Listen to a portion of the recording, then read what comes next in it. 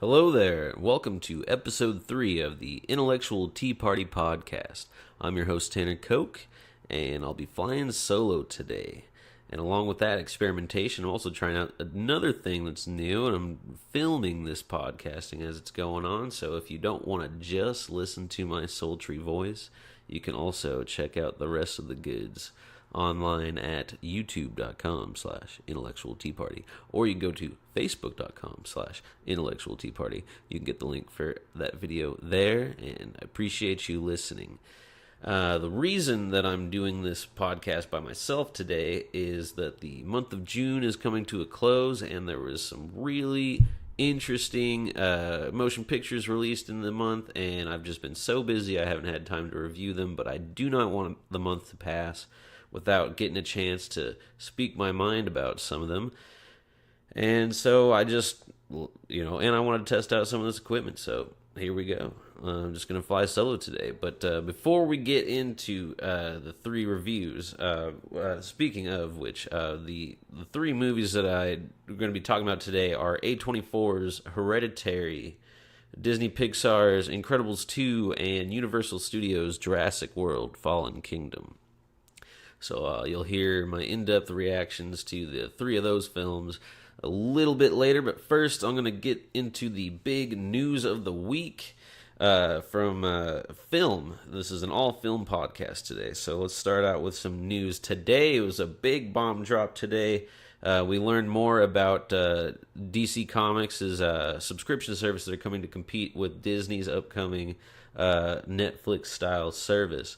And the service is called DC Universe. And not only will it have old films, Batman, Superman from the 80s, 70s, and all classic films like that, and you're getting animated series of DC Comics, Justice League, Batman, the animated series, all that good stuff. And we're getting new content. You're getting a Young Justice Season 3 finally, and then in live action realm, we're getting a Titans live action series, which looks pretty interesting. Hopefully they don't drop the ball on that, but generally speaking, most of the DC Comics live action shows are pretty decent as far as entertainment value goes. So they're doing Titans live action, they're doing a live action Doom Patrol, and they're doing a live action Swamp Thing. The latter of those 2 series will premiere later on next year on the service. And they'll also be rounding out with a animated Harley Quinn show, which just makes all the sense in the world. Like, that's just a no-brainer. Like, FX should have picked up that Donald Glover Deadpool series, which is dead now, unfortunately. But hopefully DC's got some good stuff coming down the pipeline. God knows they need it. But interesting thing about the service is, along with this video content, there's more to it. You also get access to digital comics from DC Comics, be it classic, OG appearances, or like more newer things like Jeff Johns' Justice League run in the beginning stages of the 2000s and stuff like that. So you have access to comics, TV shows, movies, and a social media platform as well incorporated into the application, where you can link up with other fans of DC Comics. So I'm kind of looking forward to this service. I will definitely check it out depending on the price point, but it could be great. I mean, DC makes the best animated movies, so that already, if they're going to take those off of other streaming services and put that on their own, I mean, that'll be worth it in itself. It's just how long they sustain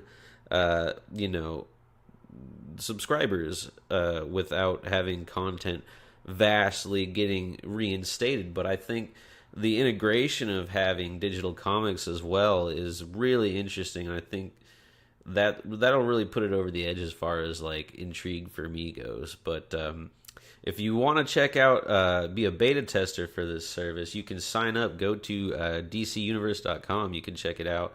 Sign up to be a beta tester when they roll out that a little bit later this summer. And they'll open up the streaming service to the general public later on this year. But you can test it out later this summer. Go online today. Sign up.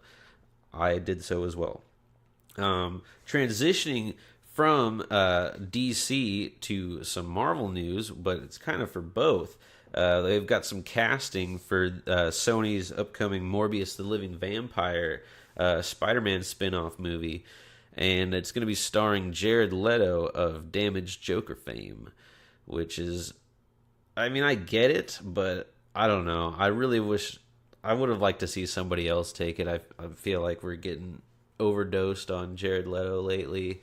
And not only that, but I don't know. I just kind of, I thought they'd go a more ethnic route with the casting, and then that might just be, I'm not too familiar with the comics of Morbius, but my mind goes back to the early 90s Spider-Man cartoon series, and they had like a very like Spaniard type ethnicity to Morbius in that, and I think that would have been something cool to explore, you know? I mean, we need more Latino heroes out there. So I thought that could have been interesting. We'll see how it goes. We'll see if the movie actually gets made with Jared Leto. God knows what could happen between now and then production. God knows what could happen with that, man. Transitioning onward from that, we've got Star Wars news again. The backlash from the Solo box office bombing is coming in, and now word on the street is that Star Wars standalone and spin-off films are being put on hold for the time being. That means Obi-Wan movie, that means Boba Fett, various other spin-offs, which, I don't know, I'd take that with a grain of salt. Obi-Wan movie would be money in the bank. Like, you don't want to say no to that. Like, that would work on so many levels, because you have people who are OG fans who don't like the new trilogy, and they're bitching about that, causing an uproar. Then they'd get some sort of familiarity, but the ironic thing is that those same people hated the prequel trilogy. And I don't know, I think the quality of the new trilogy is 1,000 times better than the prequels, but like, you know, throw Ewan McGregor in the fucking Obi-Wan suit, man, you got money in the bank right there. Make that movie. And on the first episode of this podcast, I was talking about James Mangold getting tapped to be the writer/director of the Boba Fett movie. And so I hope that still comes to fruition. I think this is kind of getting blown out of proportion. So I think the spinoffs will still come. They'll just have to focus a little bit more on marketing and maybe, you know, not have 2 Star Wars movies come out within like a 5-month period of each other. That was kind of a silly choice, but if you want to hear my thoughts on Solo, a Star Wars film, you can check out the first episode of the Intellectual Tea Party podcast right here. Check it out. If you didn't listen to it, I've got a lot of points to make on that, a lot of feelings, so if you're interested, go check it out, because I had a lot to say about it. Interestingly enough, Solo was written by legendary screenwriter Lawrence Kasdan, who wrote Empire Strikes Back and Raiders of the Lost Ark, with his son, John. So, John and Lawrence Kasdan wrote Solo, and now John Kasdan, his son, has also been tapped to write Indiana Jones 5, taking over for the screenwriter who wrote Kingdom of the Crystal Skull. So I don't know, how did the man who wrote Indy 4 get hired to write Indy 5 when Indy 4 was such a piece OS? And then your Lucasfilm is upset about the reaction to Solo, and they're going to hire the writer of Solo to write another Indiana Jones movie, so I don't really know where they're going with that in this situation. But that's the news we have on deck right now in Geekdom in the film world, and from here on, let's go to the reviews. Alright, so let's get into the first film I saw in June, and that was A24's Hereditary. The hype on this movie was insane. Going up, you see reviews and quotes saying this is the greatest horror movie of the century. It's terrifying. It'll scare the bejesus out of you. Keep going on. And the trailers were terrifying. They were so scary. I was getting anxiety just thinking about watching this movie. But a little bit of insight is I am a person who is impossible. It's so hard. I'm sorry, I'm jumping around here, but it's like I cannot be scared watching a film. I've watched many, many horror movies. My wife is obsessed with horror movies. She loves them. It's her favorite genre. But I cannot for the life of me get scared by a film. It just cannot happen. So at the most, the most scared I'll ever get is like a jump here and there. I think in recent memory, the closest I've gotten to being scared from a film was probably Insidious, the original one.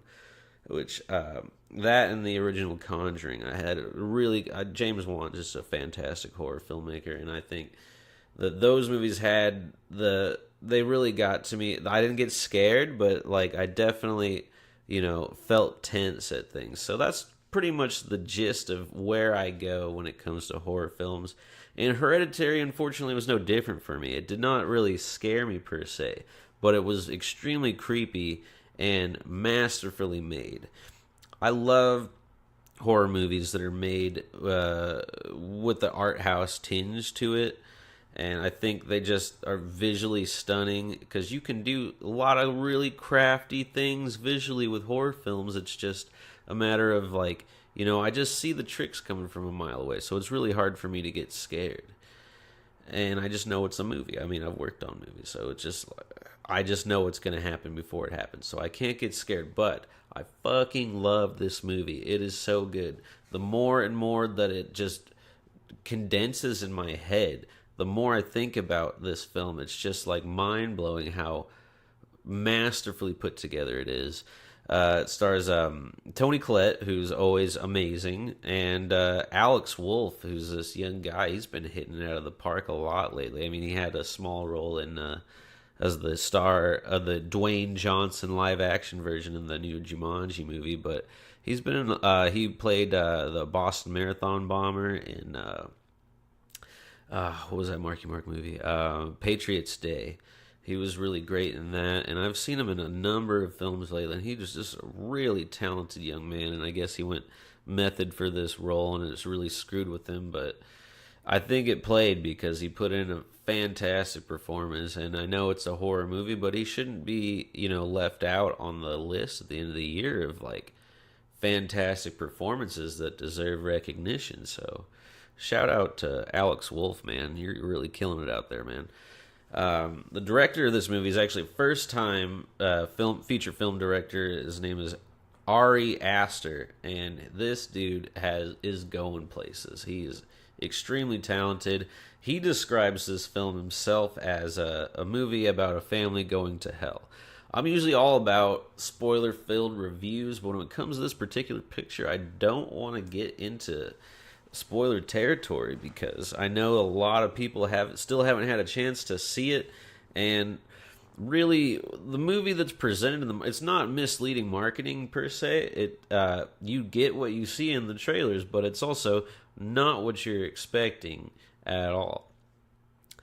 Going back to the hype train on this, I do love the shit out of it. I just don't think it's that terrifying, but this has kind of happened a lot. Happens a lot with A24 films in particular as well. They had The Witch and It Comes at Night, which are two movies that had a ton of hype going out before they came out, and I went to them on opening night rather, and saw them with a big crowd. And both of those movies, the movie ended and the whole audience was just vastly disappointed. Like, I just heard groans and mumbles and people talking about those movies. I wasn't into The Witch. I thought it was super overhyped. It was beautifully made, but it just was not what I was hoping for, and I think that hype train just went way overboard. It Comes at Night, I wouldn't even count as a horror movie. That was just mismarketed like crazy, but entertaining nonetheless. But this one, I think, is A24's like big time horror hit masterpiece, if you will. This is a movie that's going to be talked about for many, many years. I don't want to talk about it, but it's just a fantastic film. It's creepy as shit. It's got wonderful actors. Oh, Ann Dowd, who plays Aunt Lydia on The Handmaid's Tale. She's got a role. She's got a scene-stealing role in this movie, man. She comes out of nowhere, and she brings it, man. That woman terrifies the shit out of me every time. Hearing her voice like makes my skin sliver just seeing her, man. Just after watching that show, and now after watching this movie, man, she's a creepy bitch. Stay away from Ann Dowd, man. She's too good at that. She's like the evil Kathy Bates. Whew. But fantastic performances all the way around. Great direction, amazing cinematography. It plays around with a lot of tropes that we've seen in things before, but it does them in a very artful way. Very minor spoilers here, but I will say that if you put a naked white man on camera, even just for a split second, that shit is terrifying. Just penises in the woods. There is nothing more scary than that, man. That's a money in the bank trick right there, dude. Just flashes of naked white dudes, fat naked white dudes. That's all you need to scare some people. If I weren't wearing clothes in this video right now, you would all be very, very terrified. But luckily, I will not do that to you. But yeah, fat, white, naked dudes, very scary. Always a plus to do that. There's lots of great practical effects in this film. It's more of like a. It's not a spoiler. It's more of like a psychological / witch-esque type horror film, but definitely check out Hereditary if you haven't seen it. Highly recommend. Maybe lower your expectations a little bit when it comes to the fact of like how terrified you're gonna get. It's got some scares to it, but it's just a damn good movie. So definitely check out Hereditary if you haven't already. It's A24's best horror movie, and arguably they've made a ton of great movies, but it could be one of their best, if not the best film they've ever put out. I enjoy the shit out of this movie. I'll watch it the rest of my days. Very intriguing. Check it out. Do so. Alright, let's talk about Disney Pixar's Incredibles 2. It has been 14 years since the original Incredibles came out, and Brad Bird has returned with this series that he started back then, and let me tell you, it is worth the wait. It was a fantastic picture. I mean, it's in the title, man. It's incredible. It was just a great, great movie, and a fantastic sequel. Holy shit, man. More sequels should be like this. It's just got everything you love about the original. It's a continuation. The great thing about this movie is it takes place literally seconds after the original ends, and there's just not enough movies where you get to see what happens with the illustrious bombshell ending. Like in this one, I've been it's been 14 years. I've always wanted to see what happens when the Underminer comes out of the ground and attacks the city like that, and you actually get to see the whole thing play out in this movie, and it's fantastic. And just over the moon happy about how this film turned out. It doesn't have the same emotional pull, per se, that the first one does. It doesn't tug at the heartstrings as much, but it's got improvements all across the board. I rewatched the original Incredibles right before seeing Incredibles 2, just to, refresher or whatnot, and just nostalgia's sake. Love nostalgia. Always got the glasses on. But the original Incredibles on Blu-ray, it looks amazing. It still looks great to this day. You go see Incredibles 2, man, it blows it out of the park. The detail is insane. You could see the fibers on the suits. I love this movie. It's so good. It's kind of a given. I mean, I haven't been stoked at the thought process of Pixar putting out more and more sequels all the time. I think it's a joke that they're bringing out Toy Story 4 next year. But, I mean, that was a perfect trilogy, so you really don't want to mess with a perfect thing. But at the same time, they could surprise me. I don't know. I mean, I never watched the sequels to Cars. The first one's decent enough for me. I don't dislike it as much as the majority of the internet seems to. Cars 2 looked terrible. Cars 3 looked like, I don't even know. I don't even remember what that movie was about, but I know the second one had to do with being like a James Bond-esque spy thriller starring Cars and Larry the Cable Guy. So I wasn't going to watch that. So I didn't see the sequels to that. Finding Dory was a letdown. Once you thought processed the film afterwards, when I initially saw it, I was like, oh, it was alright, it was decent, it was good, it was in the Nemo universe, whatever. I thought about it more, I was like, that movie ended with fucking Dory and an octopus driving a semi-truck. That's insane. That's not inventive filmmaking, that's a cash grab.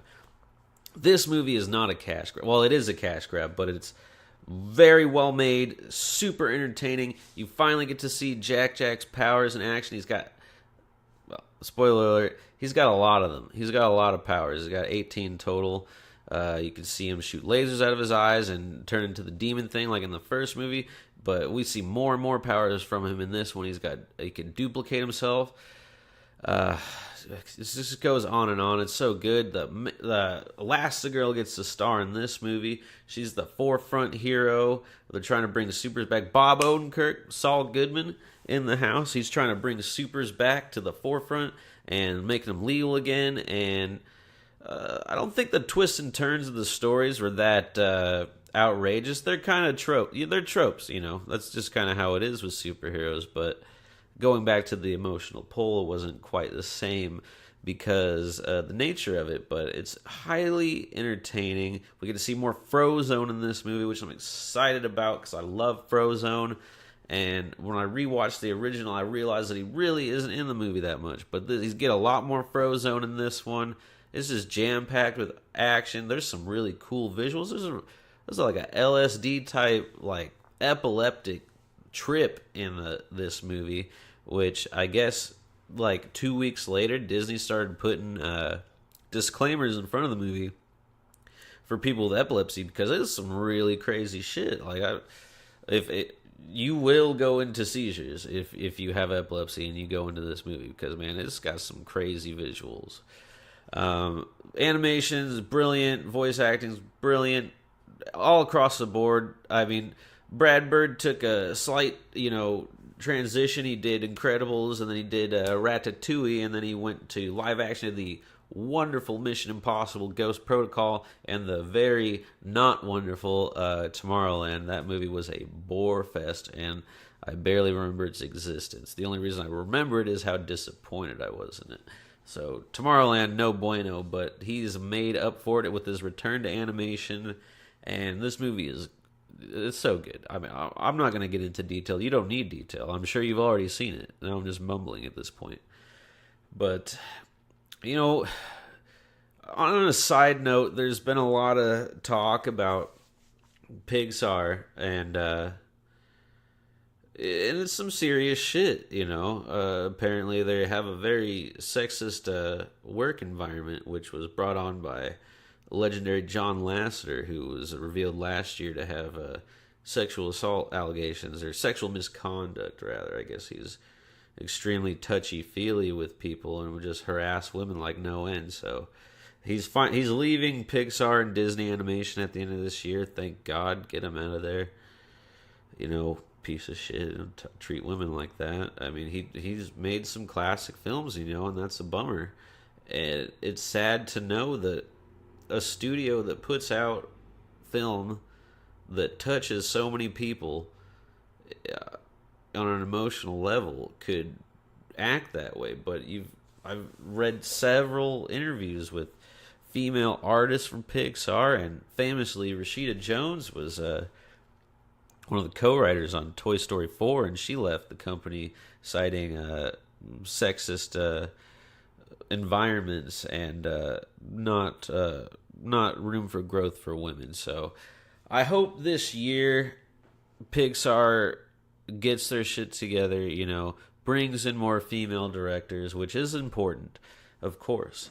But, I mean, the product itself has been really good. Continue that streak, but we need more original ideas. We don't need sequels for everything. Let's see some more original films. This is a fantastic sequel. If you can make more films like this, apparently Pete Docter's taking over. He made Inside Out, and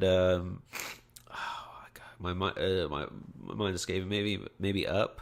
He made 2 really good Pixar movies. I know that.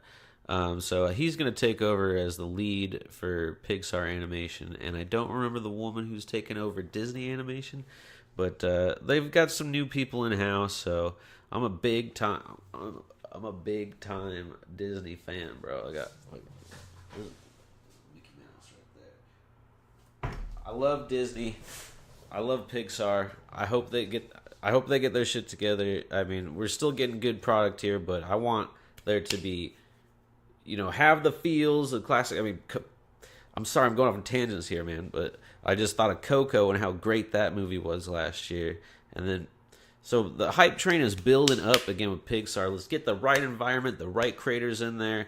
Continue on this streak. Do not fuck up Toy Story 4. Please do not. You had a perfect trilogy. If you do something bad with this next film, it is all on you, and you've shit over the legacy of something fantastic. Speaking of, they just opened up a new Toy Story Land in Disney World, and Pixar Pier is now open at Disney California Adventures. So plugs for Disney there, and I'm looking forward to checking that out. But new and exciting stuff from Pixar, and definitely a new creative leave on the way. So I'm looking forward to all that we have in the coming years from Pixar with a new change of direction and new leadership. So looking forward to it. Brad Bird, fucking aces, man, on Incredibles 2. Fantastic film.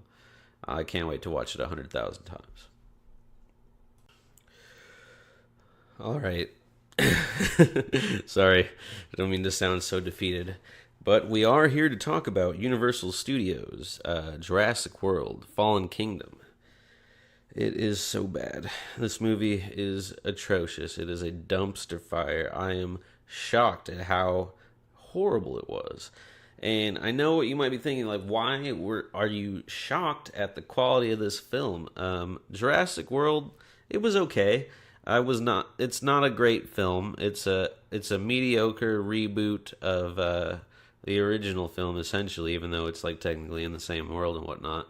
It's kind of like how a lot of people feel about Force Awakens. I love Force Awakens. I think it's fucking great. Shut your mouth. It's good. Jurassic World, though, it was entertaining. It was way over the top. It took like Steven Spielberg's blockbuster approach of Jurassic Park, but they took some of the horror elements out, and they used a lot of CG dinosaurs, and I didn't like that. There was a little bit of practicality to it, but the thing I love about Jurassic Park was the animatronics were great. You really felt like you're looking at dinosaurs.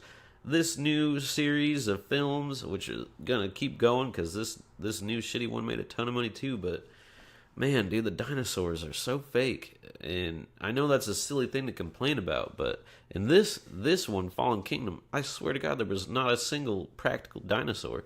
They all look fake. Like the main raptor Blue from the first one and this one, I mean, it's just like, did they even try to make him look like a realistic creature? Like, it just looks like just pure CGI vomit all over the screen, like, constantly. And I can't get into this movie without doing spoilers, so foregone conclusion right now, I'm going to talk about Jurassic World Fallen Kingdom, and I'm going to spoil this one, because I cannot talk about this shit show without talking about the absurdities of what they have done to blow my mind, and why I went into a film, a sequel to a movie that I didn't really like, had low expectations, the bar was really short, and somehow it came. They nosedived and just went completely underneath the bar and gave me something that just literally blew my mind into the absurdity of how this was put on screen, and people are paying millions and millions and millions of dollars for this shit. So let's get into it. From here on out, spoilers. Let me talk about the biggest travesty of them all, which seems stupid, but I'm going to talk about it anyway because it's what hooked me to see the film. Jeff fucking Goldblum, dude. Jeff Goldblum is in this movie for less than a minute. That is not an exaggeration. He is in this movie for like 45 seconds. What you see in the trailers for Jurassic World Fallen Kingdom of Jeff Goldblum at the courthouse, talking, giving the speech, like, welcome to Jurassic World. That is the entirety of his performance in this film. It is a literal cameo. He is in the film for the first 10 seconds talking. He is in the bookend of the film for another 20 to 30 seconds. That is the entirety of one Dr. Ian Malcolm in this film. What a waste. What some bullshit. He is solely there to be inserted into the trailers to get people hyped to see Jurassic World 2. They're like, oh shit, we're going to get ready for this. No, wrong. There is no Goldblum in this. He was travestly wasted here. What a joke. This is like, it's arguably worse than when they decided to make a shitty remake of Ghostbusters and they brought the surviving members of the Ghostbusters and they had Dan Aykroyd as a cab driver. They had Ernie Hudson as a limo driver for like 5 seconds, and they fucking killed Bill Murray. Like, that's what happened. That's what happened in the atrocious Ghostbusters reboot. This is worse. This is worse fan service than that, and that's saying something. Let's get into the actual film.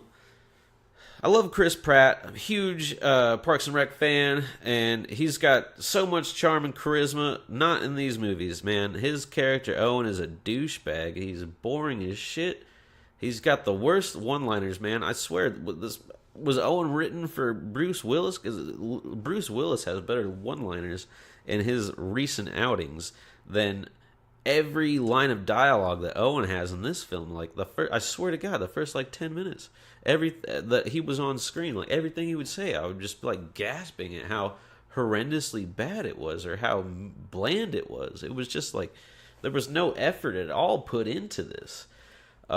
His chemistry with Bryce Dallas Howard, I don't even remember her character's name. She's not running heels in this one, thank God. But still, I mean, there's just no chemistry, and there's just, it's just not a fun duo. And they brought in some new characters, like a comic relief, and none of the new characters vibed with me, man. It was just a CGI fest of not fun shit. Now let's get into the real deep, heavy spoiler stuff. The shit that really blew my mind. Movie starts off really boring. It starts off, you get 10 seconds of Jeff Goldblum, then it goes into, it looks like a recreation of the opening of Titanic when Bill Paxton is in that like submarine machine going in and checking out the ship. It's like that, but if you didn't get to see any cool underwater footage, and you're just seeing like a barely lit vehicle underwater with some no-name actors, and it was just, I was already... Disclaimer, I fall asleep during movies. I'm notorious for it. I fall asleep during the third act. I fall asleep during movies that I love. I fall asleep during Marvel movies, DC movies, dramas, comedies, you name it, man. If I'm seeing a movie past 7 o'clock at night time, I guarantee you I will fall asleep very briefly during the third act. It's mostly just dozing. Like, I'll just doze. Like, my eyes will start to close because I'm really tired and I've had a drink or so. And I'm just tired. I'm constantly falling asleep during movies. This movie, I shit you not, 15 minutes into the movie, I'm dozing off constantly for the entirety of the film. And you're probably saying, oh, well, you probably don't have a good grasp of what happened in the movie. If you felt like, no, I knew what happened. It was just incredibly boring. And when I did wake up, the shit that I was comprehending, because they were slacking it on there, man, it was absurd. So they take the dinosaurs. You see it in the trailers, you know, there's a volcano, they're going to save the dinosaurs, whatever. Oh, we've been tricked. They're not actually trying to save dinosaurs. Well, they save them, but they're putting them up on auction. And like this weird black market, you know, auction at some mansion in the middle of nowhere. And they got all these dinosaurs, and the dinosaurs are selling for like $5 million. It's just like really weird stuff. And they have invented another one. It's called like the Indoraptor or something. I don't even remember the features of this creature, to be honest with you. It was pretty forgettable. It's like the last one they had the Indominus Rex. This one is a raptor. And they do their best to try and recreate the dope raptor scene from the original film with the kids, you know, it's really tense. And they bring back those horror elements. And I will say the one thing that they did in this movie that they tried to do on an entertaining scale was they brought the fucking gore, man. They brought the, like, really visceral deaths from these dinosaurs. And I thought that was the one thing that they probably did decently. Let's get into the crazy shit. So they retcon some things, and now out of nowhere, Richard Attenborough, I forget his character's name, the dude with who looks like Colonel Sanders in the first movie, he now apparently had a mysterious partner who helped him build the park, and they had a falling out of some sort. And we meet this guy in this movie. He's a different billionaire guy who was his partner, but he was...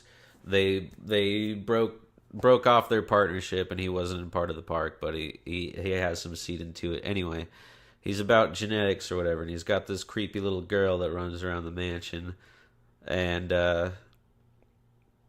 okay, really gonna get deep spoilers here now. I don't remember most of the movie. It was really boring, and it was just like shitty dialogue and just bad CG, and just that was about it. The part where I really woke up and I stopped dozing every like 5 minutes or so was when they revealed that the creepy little girl who was doing like ninja kicks and shit around the house is a clone of this old man's daughter who's been dead for a while. So now, and I know that's a silly thing to bitch about, but it's like we've gone from taking blood out of a mosquito that was fossilized in tree sap and recreating dinosaurs just from that. And now it's gone to, now we're recreating humans somehow with DNA. So that's where this franchise has gone now. There's a little girl clone. And at that point, I threw my arms up in the air in the theater. I was like, what the fuck? Are you serious? The little girl is a clone in this franchise. Holy shit. Do not see this movie if you didn't care about getting spoiled and you listen to this and you haven't seen it. Yeah, don't waste your fucking time. It's Looney Tunes, man. It's crazy. And you may say, like, oh, well, that sounds just so crazy that I'm going to check it out. It's not an entertaining crazy. It's just like a what the fuck. The dinosaurs are starting to escape towards the end, and they're in like a warehouse type deal, and there's like a gas chamber, essentially, that they're going to kill all these dinosaurs. Because, this is the 5th fucking movie in this franchise, and we're like, hey, don't bring back dinosaurs. Bad shit happens every single time. And so Bryce Dallas Howard's going to let all these dinosaurs die, and then they don't hit the button to release them or whatever. It's just like, fuck it, I'm going to let them die. It's the right thing to do. Turn around, little clone girl hits the fucking button and lets them out of the thing. And then my mind is blown again at the laziness of A, these characters, and B, this screenwriting. It's just a joke. So now these dinosaurs are released because the crazy clone girl had released them, and now the movie ends on an interesting note because it's what we've actually wanted to see this whole time. Was now we're actually getting a Jurassic World where the dinosaurs are going out into public. So you've got some interesting ideas where you go for the sequel for this, but that's 2 bad movies, 2 for 2 on the shit scale of this new franchise, and I don't know. I have no faith in it. But I mean, they've got a lot of cool stuff to play with on the next film, but you've lost me, man. This franchise just ain't worth it, man. I will say, bring back Jeff Goldblum in the third. Bring back Jeff Goldblum. Give him something to do. At the very least, you would just have people just like cashing out money just to see Ian Malcolm actually do something again. Don't make Chris Pratt a douchebag. Chris Pratt is supposed to be funny. Do not make him a lame ass. So, I'm still blown away at how fucking terrible this movie is. I hate it. See it for yourself if you want to, but it's just lame as fuck. It just ain't worth it. Dinos, let them go extinct, baby. Well, thank you for checking out the podcast, episode 3 of the Intellectual Tea Party podcast. If you're watching it online or if you're listening to it on your devices, thank you for joining. I've got a lot of new content coming on the way on the YouTube and Facebook page. I'll be doing a new Lego time-lapse video of the out-of-production Lego Ideas Beatles Yellow Submarine. So you will get a really fucking cool build time-lapse of that pretty soon. I love doing those videos. So we're going to do another one of those in the coming week for that. And then we'll have new episodes of the podcast with some exciting new guest hosts coming right down the pipeline. So thank you for joining, everybody. Please subscribe on Podbean, on iTunes, and on Google Play, and YouTube, and Facebook. I've got content up the ass, man. Go on Twitter. Go on Instagram. I got shit for you everywhere. I've got all the bases covered. You have no excuse. Please subscribe if you haven't already. And we've got something new every single time. So thanks for joining, and have a good day.